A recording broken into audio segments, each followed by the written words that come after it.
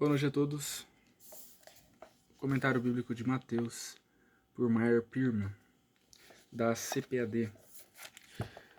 Tópico 4, Mateus 4, no tópico 4, ensinamentos práticos.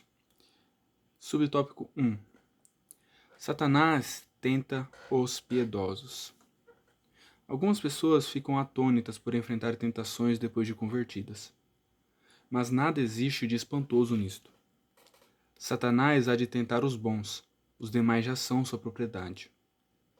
Existem mais demônios à espreita nas paredes da igreja ou da escola bíblica que nos antros de iniquidade, porque estes últimos não lhes oferecem resistência.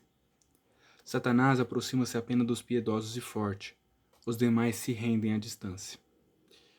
Subtópico 2. Satanás é um inimigo conquistado.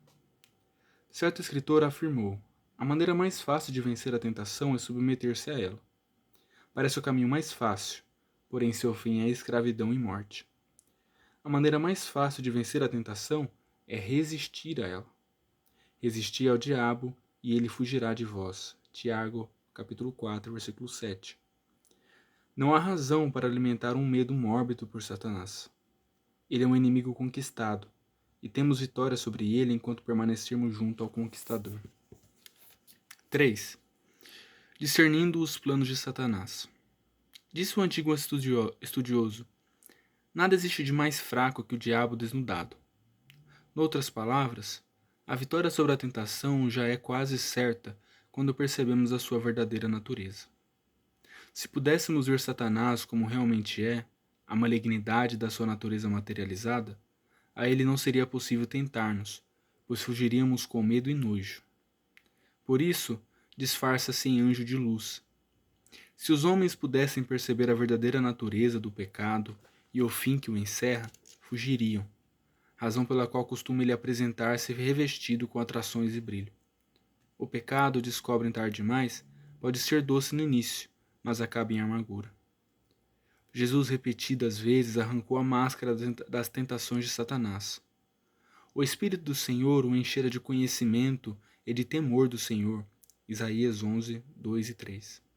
Ele foi rápido em sentir o cheiro de enxofre nas vestes de luz do tentador. Também nós, com a sensibilidade adquirida pela oração e leitura da palavra, seremos capazes de identificar Satanás rapidamente, sob qualquer disfarce, e perceber os seus truques. 4.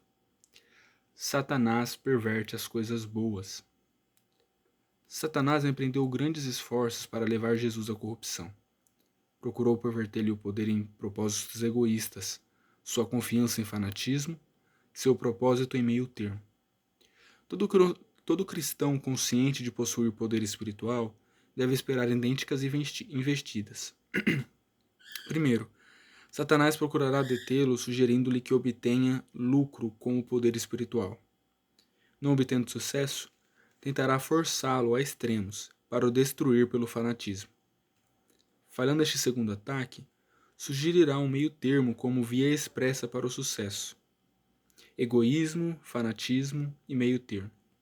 Estes os três inimigos do poder espiritual.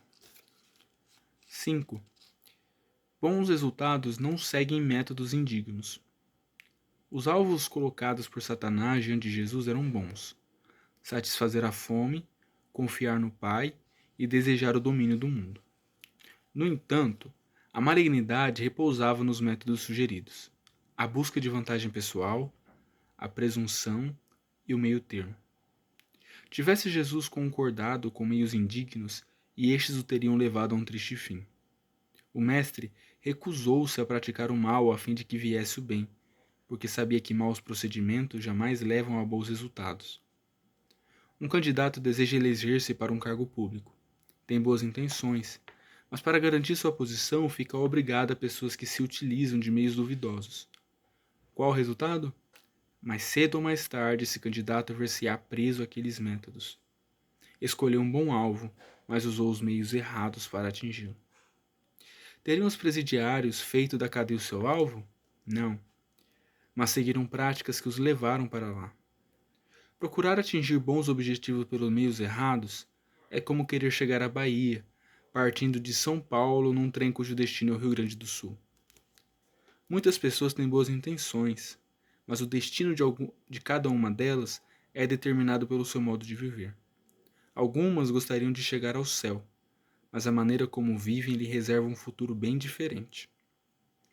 O fim justifica os meios? Não. Os meios determinam o fim. Portanto, pondera a vereda de teus pés, e todos os teus caminhos sejam bem ordenados. Provérbios 4, 26. 6. Nem só de pão. Nem só de pão viverá o homem, mas de toda a palavra que procede da boca de Deus. Conferir Deuteronômio 8, 3. Precisamos sobreviver à justificativa para as práticas injustas. Mas tem o homem de viver? Não necessariamente. Ele precisa praticar o bem. A grande finalidade desta vida não é a felicidade, mas o dever. A vida não é uma festa, é responsabilidade. A busca em primeiro lugar pelo reino de Deus e a sua justiça segue-se à felicidade. Faz-se necessário às vezes confiar em Deus quando a fome nos aflige. Entretanto, pode haver momentos em meio à fome nos quais a melhor atitude é recusar o pão. Se aceitá-lo significa sacrificar um princípio ou expor a alma ao perigo. A afirmação de Jesus não exclui o lado prático. Não estava ele vedando ao homem viver do pão. Em mais de uma ocasião providenciaria alimento ao povo. Deixou claro, porém, que sacrificar o princípio em prol do conforto é como salvar o corpo às expensas da alma. Mateus 16, 26. 7. Meio termo com o diabo é adoração ao diabo. Pessoas há em países pagãos que abertamente adoram ao diabo, oferecendo-lhe sacrifícios e curvando-se diante de sua imagem. No entanto, multidões de pessoas que desprezam tais práticas praticam o mesmo culto sobre aparência mais refinada, porque entrar em conluio com princípios satânicos é adorar e reconhecer o diabo.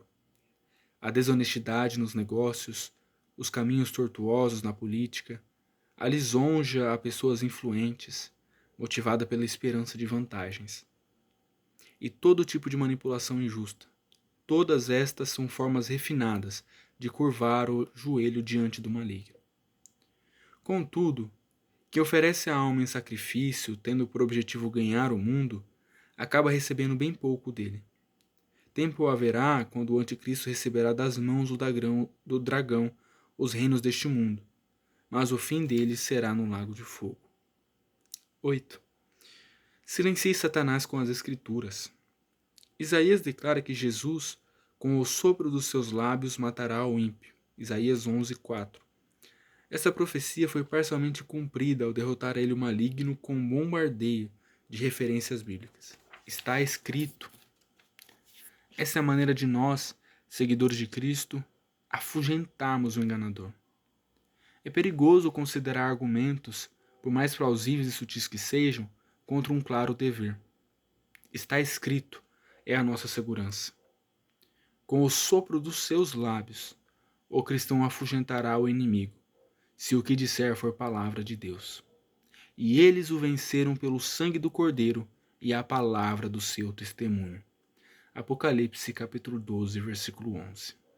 Deus abençoe a todos.